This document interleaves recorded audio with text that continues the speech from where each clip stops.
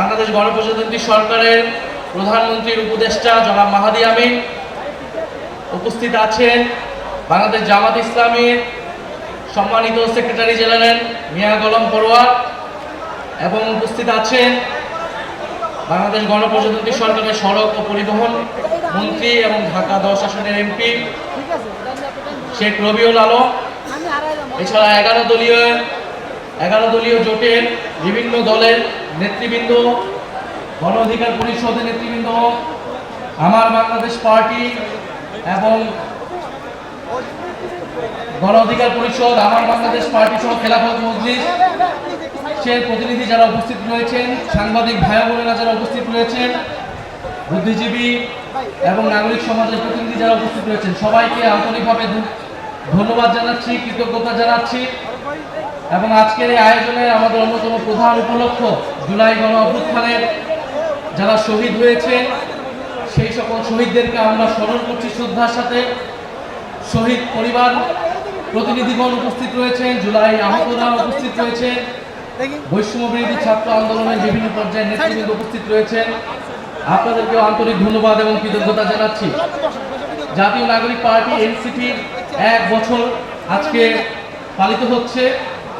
এই 1 বছর আমরা নানান অভিজ্ঞতার মধ্য দিয়ে জাতীয় নাগরিক পার্টি এনসিপি গিয়েছে।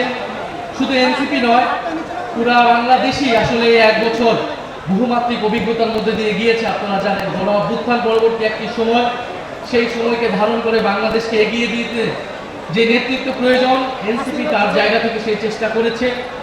আমাদের আজকের এই প্রতিষ্ঠা বার্ষিকীর যে প্রতিপাদ্য, যে দেশ যাবে নতুন পথে, ফিরবে না আর ফ্যাসিবাদে। আমরা মনে করি ফ্যাসিবাদ থেকে আমরা বেরিয়ে এসেছি। ফ্যাসিবাদী সরকারের পতন ঘটেছে, ফ্যাসিবাদী বন্দোবস্ত বিলোপের রাজনীতি আমরা করছি। আমরা মনে করি বাংলাদেশের সামনের পথ এটাই, ফ্যাসিবাদকে বিলোপ করে গণতন্ত্র প্রতিষ্ঠা করা সম্পূর্ণভাবে।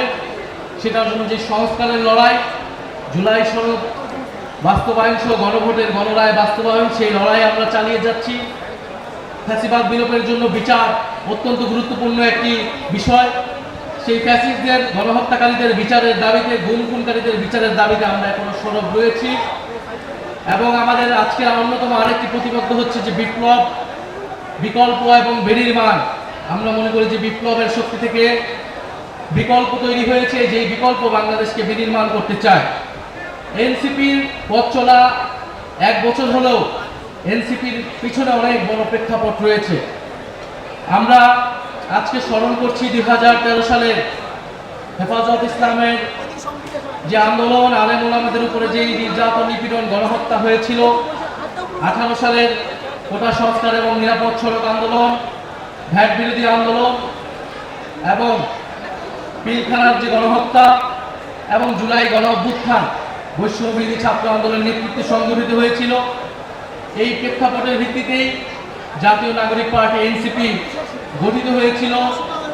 গত বছর 2025 সালের 28শে ফেব্রুয়ারি এনসিপি 28শে ফেব্রুয়ারি প্রতিষ্ঠিত হলেও গণ অভ্যুত্থানই আসলে আমাদের শিকড়।